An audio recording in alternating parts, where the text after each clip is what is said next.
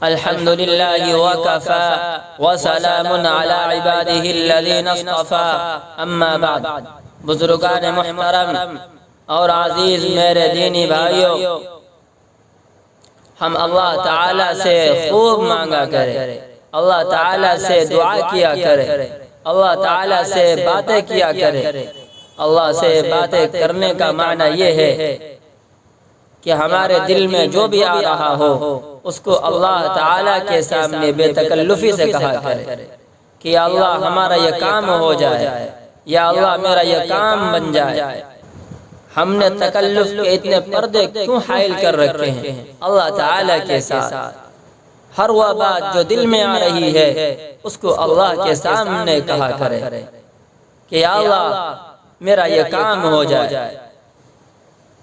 ایک بزرگ کا واقعہ ہے، وہ بزرگ اللہ تعالیٰ سے خوب دعا کیا کرتے تھے، اللہ تعالیٰ سے خوب مانگا کرتے تھے۔ انہوں نے اللہ تعالیٰ سے فرمایا یا اللہ مجھے خوب پیسے دیجیے، اور بھی مجھے پیسے چاہیے۔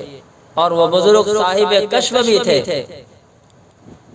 اس بزرگ نے فرمایا یا اللہ ہاں اور مجھے چاہیے، اس لیے کہ شیطان مجھے تنگ کرتا ہے، شیطان مجھے پریشان کرتا ہے کہ تو کہاں سے کھائے گا، تمہاری اولاد کہاں سے کھائیں گے، تمہارے گھر والے کہاں سے کھائیں گے۔ اگر آپ مجھے ایک بار اور دے دیں گے، جتنا وقت میں اس فکر میں مبتلا رہتا ہوں اتنے میں میں آپ کا ذکر کر لوں گا، اور آپ ایک بار مجھے دے دیں گے تو میں یہ شیطان سے کہوں گا یہ رکھا ہوا ہے، میں اس میں سے کھاؤں گا، میرے اولاد اس میں سے کھائے گی، میرے گھر والے اس میں سے کھائیں گے۔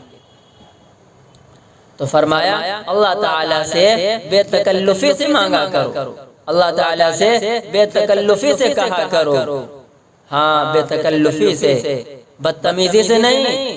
اللہ تعالیٰ سے بدتمیزی سے مانگا نہ کرو، بلکہ اللہ تعالیٰ سے بے تکلفی سے مانگا کرو، بے تکلفی سے کہا کرو یا اللہ آپ ہی تو میرے خالق ہیں، یا اللہ آپ ہی تو میرا رازق ہے، یا اللہ آپ ہی تو میرا مالک ہے، یا اللہ آپ ہی تو میرا ہر چیز ہے۔ آپ سے نہ مانگو تو کس سے مانگوں؟ میں اپنے حاجتوں کو، میں اپنے ضرورتوں کو میں کس کے سامنے بیان کروں؟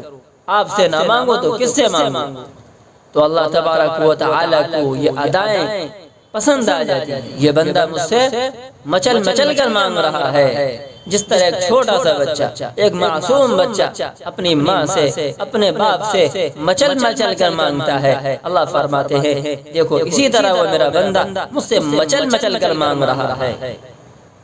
تو اللہ تبارک و تعالیٰ تو ماں باپ سے کہیں زیادہ شفیق ہے، کہیں زیادہ مہربان ہے۔ یہ ادائیں اللہ تعالیٰ کو پسند آ جاتی ہے، اور اس کے نتیجے میں اللہ تبارک و تعالیٰ سے تعلق مضبوط ہوتا ہے۔ دیکھیے پورا قرآن کریم کا خلاصہ سورہ فاتحہ ہے، اور سورہ فاتحہ کا خلاصہ ایاک نعبد و ایاک نستعین ہے۔ کوئی بھی نماز چاہے فرض ہو، نفل ہو، چاہے دن میں ہو، رات میں ہو، جب بھی ہم نماز پڑھتے ہیں سب سے پہلے ہم سورہ فاتحہ پڑھتے ہیں۔ اسی سورہ فاتحہ میں ایاک نعبد و ایاک نستعین ہے، ہم اس کو پڑھتے ہیں کہ اللہ ہم آپ ہی کی عبادت کرتے ہیں، یا اللہ ہم آپ ہی سے مانگتے ہیں۔ اس کو ہم کیوں پڑھتے ہیں؟